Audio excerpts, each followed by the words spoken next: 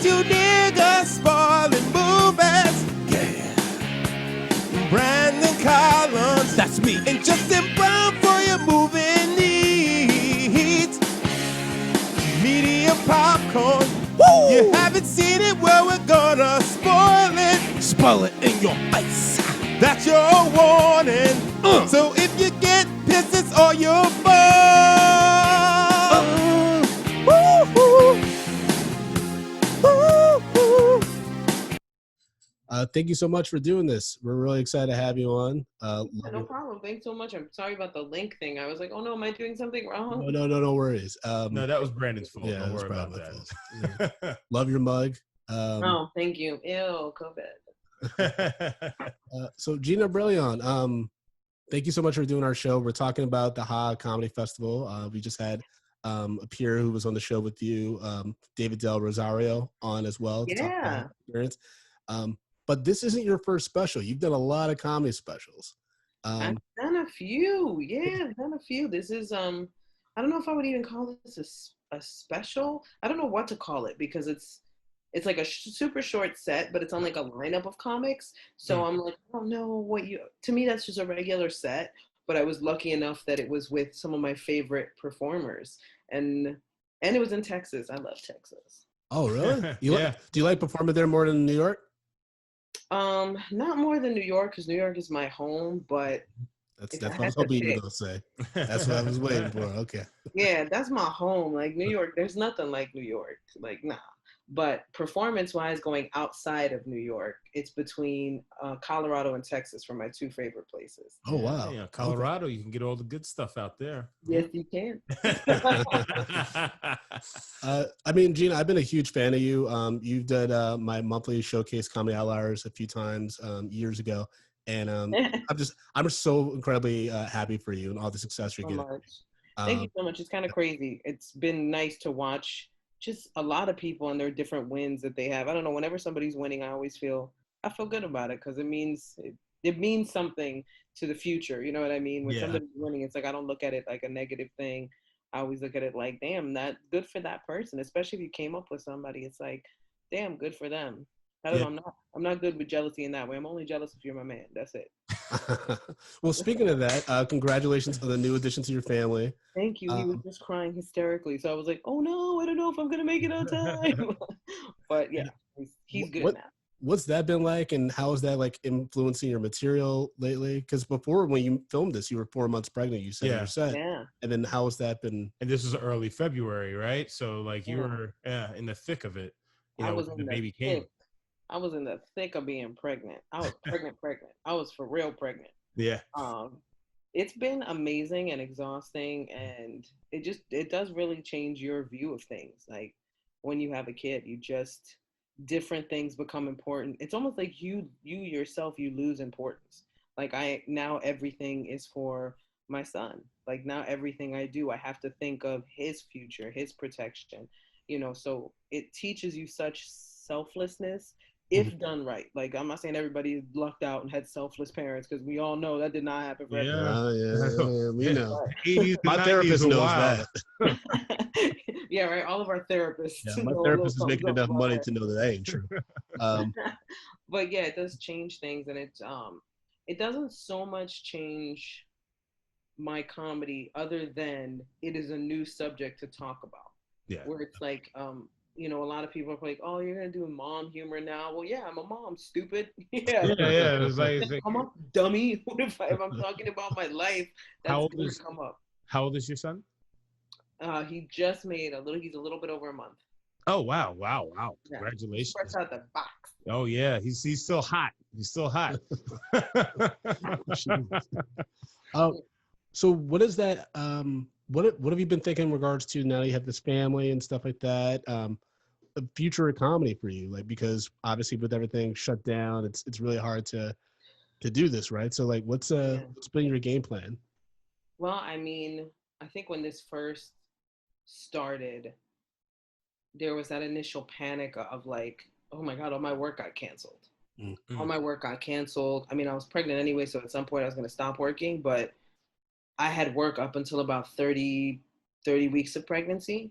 So I would have been pretty far along before I would have stopped working. And so when that happened, I did start thinking right away what the future of comedy was going to come to, because comedy clubs aren't like restaurants. They're not like we're talking traditional comedy clubs, like 6 feet apart. No comedy club's going to want to do that, because, that's cutting into their money, and they need that for, especially in New York, for rent money. So Yeah. I'm looking at it like, even at half capacity, how good could they possibly do? Do I think comedy and comedy clubs will be fine at some point? Yeah, I think so. I truly believe. I think it will work out. Somehow we'll figure out whatever the new normal is, which is a phrase I'm sure everybody's tired of. But whatever the new normal is, we'll figure it out for comedy clubs, because for a lot of people, that is essential. For a lot of people, that form of entertainment is essential. Yeah. You know what I mean? Like, just like Broadway shows, just like whatever else goes on in New York entertainment wise, comedy clubs are a part of that. For me personally, like, I'm at home figuring out, okay, what book do I want to write? Do I want to write a book? Do I put a book out there at some point? Do I have a show that I want to pitch? What's going on besides comedy? What else are my goals? That I will always love comedy. Comedy will always be my first love. I will probably never stop doing comedy. But what are the other ways in which I can stay in the field that I love? Absolutely. And express myself. And I think that's where people need to kind of think of, like, like with podcasts or with whatever, like, how can I keep that creative muscle working? And that's kind of where my mindset has been these past couple of months, where it's been like, all right, well, not only am I writing comedy, but what else can I work on?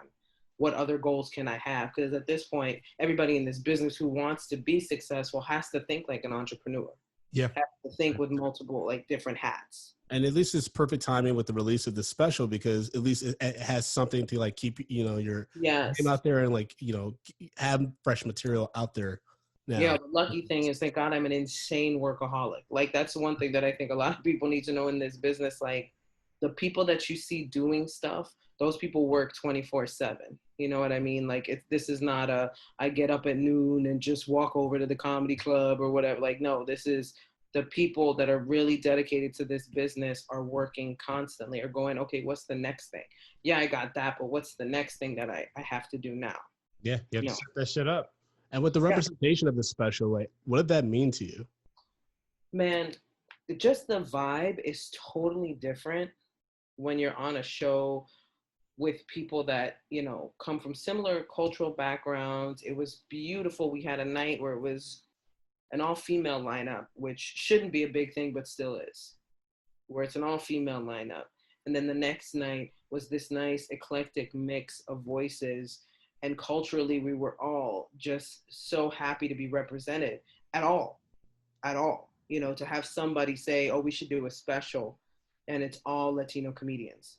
Like, it's all this, and to give people a shot on a network like HBO. Like, it's not like, back in the day, we would, you'd be on the local, Manhattan News Network or whatever. Yeah.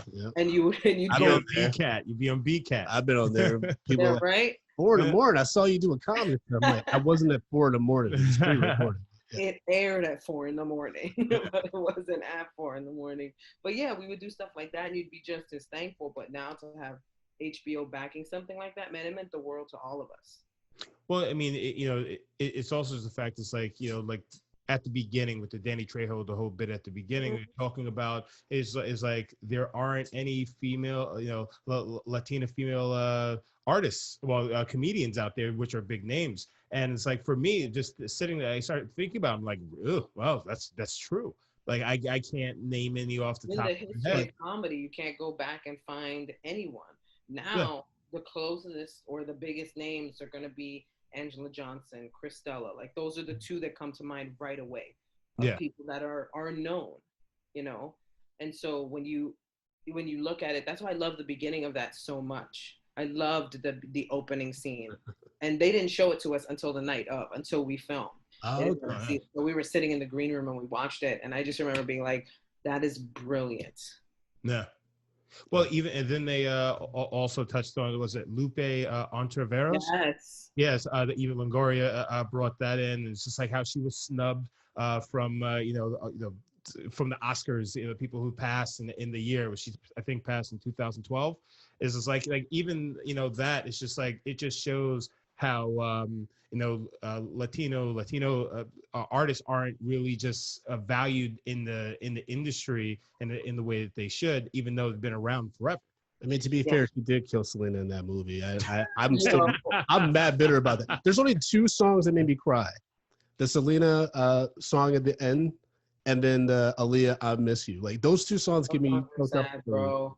and I blame her for breaking my heart with Selena. Yo, for real. Actually, here's how serious we take the killer of Selena, because I was offered an audition. I was like, okay, well, we'll audition for this new Selena thing. They wanted me to audition For to the be the TV lady show? that murdered her, and I was like, I'm good.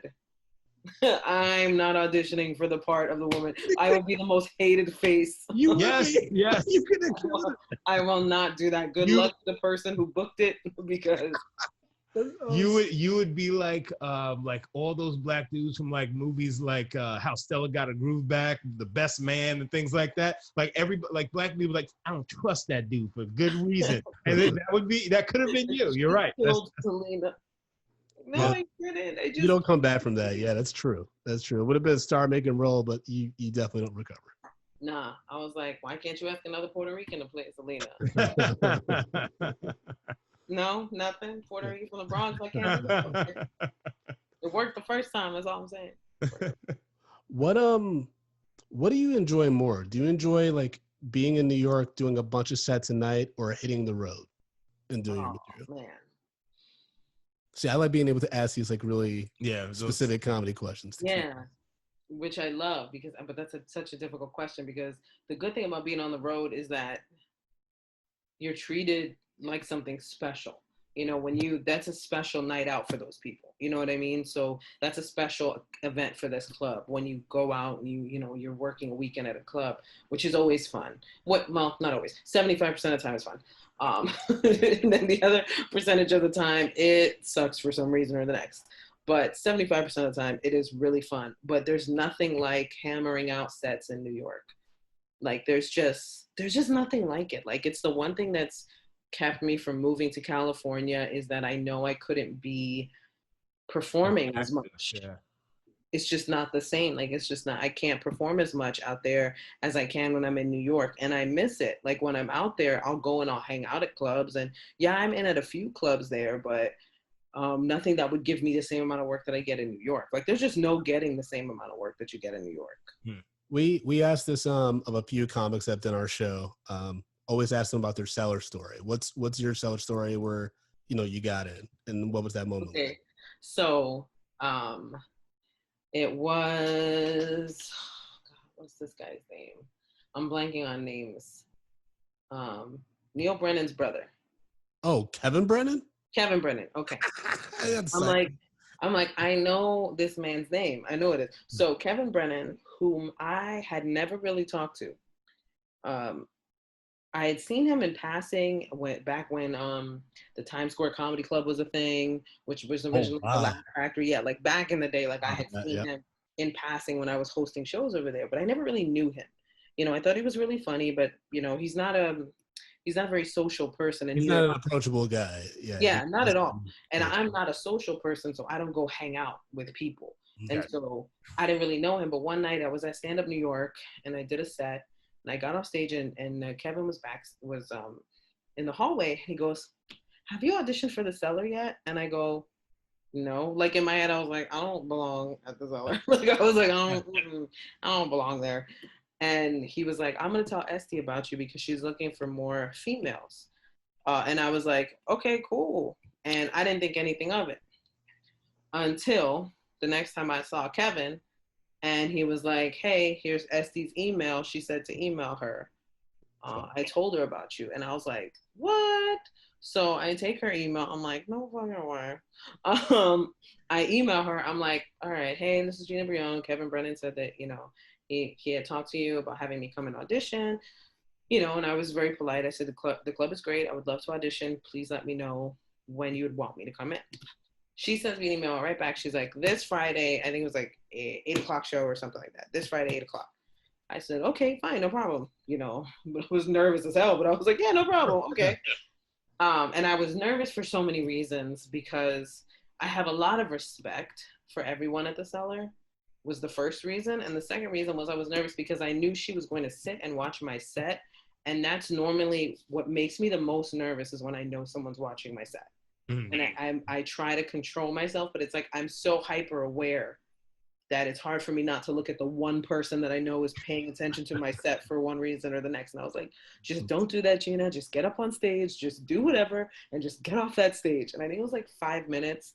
So she gave me 5 minutes on a Friday, and I did my set.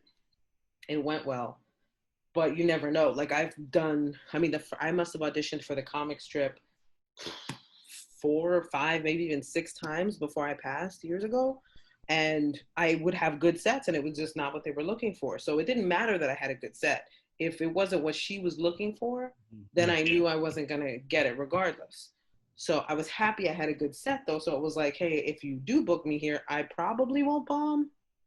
You have a good shot of me. Yeah, I got a good shot of not bombing, but, you know, it's always hit or miss. You never know. So she passed me that night. She said, she sat down with me right away, and she was like, email me your avails. We'll start working you into the lineup. And I was like, what word? And then like the first month, I don't know if she does this on purpose. I wouldn't be surprised if she did. The first month she worked me almost nonstop. Mm. And I think that's almost the like, how much can you take kind of like you're here every week now. I'm gonna watch you every week. How many different sets do you do? How good are your other sets? How much time are you doing? Are you respecting the light? Are you getting off on time? Are you showing up on time? So I think it was a lot of that. Like when you first get a job and they're hyper watching you for it. Yeah, yeah. And then after that, it just kind of thinned out, and it became more of like an even balance of like, you know, I was there when I put in my avails on time and when she had a spot available. Sometimes it was one spot, you know, for that week, and then nothing next week. So it was like, it just kind of evened out. But man, that it's nerve-wracking to audition there. Like you're lying if you say you're not nervous to audition there. If you're like a stand-up comedy nerd like I am, like I just grew up such a nerd for comedy, and I would hang out at the Cellar. But even to this day, I hang out by myself at this. Like I sit at a table by myself. I don't sit at the comics table unless I know people, because I'm very much like I'm like a little nervous chihuahua. Every time I'm in public, I'm just like, I just want to sit by myself and read my books. And so I look very antisocial, but I'm very approachable. I'm very nice. Come up and talk. Very nice. So what's the plan for, you know, hopefully when COVID kind of, you know, clears up, dissipates, hopefully. Yeah. And you know, with the baby. So how are you gonna, you know, transition into doing stand up with the newborn at home and such? I mean, I have a 1.5, you know, year old son at home, and I know it's tough. So it's like, I literally want to bring him everywhere with me. Like if I could strap him on me and bring him to every gig, I would. Just because I know I hate being away from him now. Yeah. You know, just as he gets older and starts to talk, I don't want to miss those moments. But as a comic, it's like, that's part of, unfortunately, what you sacrifice. A lot of it is missing those incredible moments. And that's kind of what makes me like, oh, I really wish I could just, and I might bring him everywhere. Like once he can travel, I might bring him everywhere with me, with my husband, so my husband can, you know, watch him while I work or whatever. But I want to be respectful. My husband's a musician, so I have to be respectful of his schedule too. Oh, so you're both artists. Just okay, got it. Ugh. Yeah, you're both artists. Who needs financial stability? Yeah. We've discussed it, but like for me, I know I have to get back on the road at some point. I was supposed to go back on tour with Gabriel, but then the tour got canceled because of COVID and everything. Gabriel does cancel straight up. It's not being rescheduled, or that's. I believe they're going to reschedule all of the dates, but I mean he does arenas, and it's going to be a minute before arenas are open for something like that. So as much as I want to say, yeah, this could happen next year, that this tour could happen next year, unless we get it together, like that's too many people in too close proximity for, I don't even know how they're going to do sports again in arenas, because it's just going to be nuts. Yeah, you can't do Fluffy in like a shoebox theater. Yeah. Nope. He'll do comedy clubs, but you're going to have to add a bunch of shows. Yeah. And for him, it's a lot better for him to do the arenas. It's actually a lot easier, I think, than doing comedy clubs because they're so small and they get so packed. And on top of that, he's such a known name. Like, Yeah. it's insanity when he shows up somewhere. Like, it's like Jerry Seinfeld level insanity. Like, when he shows up somewhere and people know about it, it's nuts. Yeah, I can't wait to meet Gabriel Iglesias because I think I'm gonna do the one thing he's not expecting to be like, I really like you in Magic Mike, bro. I'd be like, I what? thought you were awesome in Magic Mike. I think he would love that. Yeah, he probably would love that. But in terms of my future, I mean, I've talked to my team of people. I'm lucky enough to have an awesome group of people. I love my agent. I love my manager. They're amazing people that are completely understanding of the fact that I just had a baby, and on top of the pandemic, I would have been taking 3 months off anyway after giving Yeah. birth. Yep. So they were well aware of that. And the plan going forward is, as soon as we can, the problem with booking comedy clubs and booking road gigs now as a comic and as a realist, they're going to book the people that sell out. Yeah. They're going to book the Kevin Harts. They're going to book like whoever can come in and sell out, they're going to book them first. Yep. They're not booking friends of the comedy club. They're not booking comics they just love. They need to make back that money that they've been losing. So they're going to have to book these big names. So realistically speaking, someone like me who might have some markets that I sell well in, I'm still not at that level where my name will just sell out a room. And that's just me being a realist, where it's like I understand how this business works. There are clubs that would be like, yeah, Gina's never had a problem selling tickets here. We'd love to book her. But it's going to take a minute before those spots open up for comics like me. Well, I know our audience, like, in just hearing you talk, they're gonna like be very supportive and want to like, check out your specials and support you anyway. Because I mean, you have the hustle that Justin and I always talk about that you need to have in this industry and just like in this society. If we're being completely honest, you just need to be able to pivot accordingly. If that's anything the past And 10 just plus years have shown us. and just thinking outside of just yourself and your selfish needs is just like, okay, big picture, what's going on, and Yeah. that's what really matters. That makes a difference between the person who who's in it for 10 plus years and somebody who's just like, 3 years, I did my bid and I'm done. Yeah. You get tired of it real quick if you're not aware of how much work it actually takes and you don't have that level of dedication. Like, you have to understand that there's a lot of stuff you're going to have to brush off your shoulder for a long time. Yep. Absolutely. For a long time, you're not going to get the respect you think you deserve. You're not going to get the bookings you think you deserve. And you can't let that create a chip on your shoulder. Like, anytime I felt disrespected, my response was the same. It was, okay, that was it. I'll Okay. remember that. I don't have to work. I don't have to You work can- because you don't want to work with me, but I'm not going to concentrate. I was just having this conversation with my best friend, who's also a comedian. Like, we always concentrate on the things we don't get, on the fans we don't get, on the gigs we don't get, instead of concentrating on the things we do have and using those things to push our career forward. If we spent more time working in the lane that is opening up for us, instead of searching for these other lanes that, oh, this person got this, so I should get that. Well, how do you know that was for you? Yep. That might have messed up your whole career. And you don't even know that, but you're mad because somebody else got it. Concentrate on what you are getting and the things that are coming to you, all the wins that you get. And I feel like it will help you push your career in the right direction. True. Beautiful words. Gina, please tell our followers how they can, check you out, see more of your material, and just keep up with you as you're starting to get more dates on your calendar, hopefully starting next year.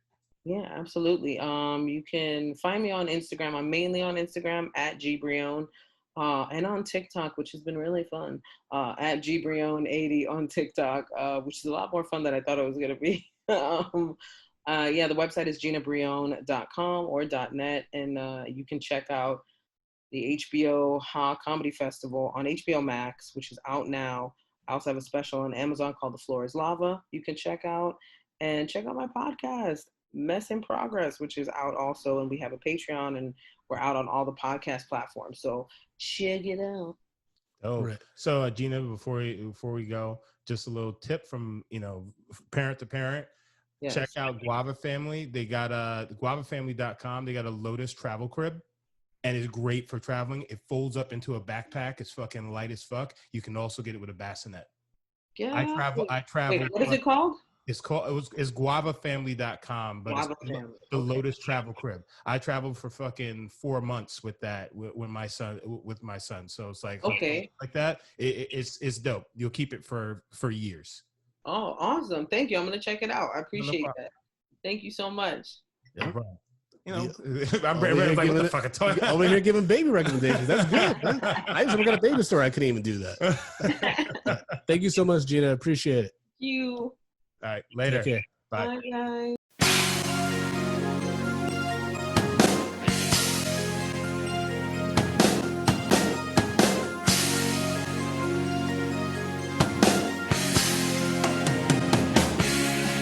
Medium popcorn. We are two niggas spoiling movies. Yeah. Brandon Collins, that's me. And Justin Brown for your movie needs. Medium popcorn. Woo! You haven't seen it, well, we're gonna spoil it. Spoil it in your face. That's your warning. So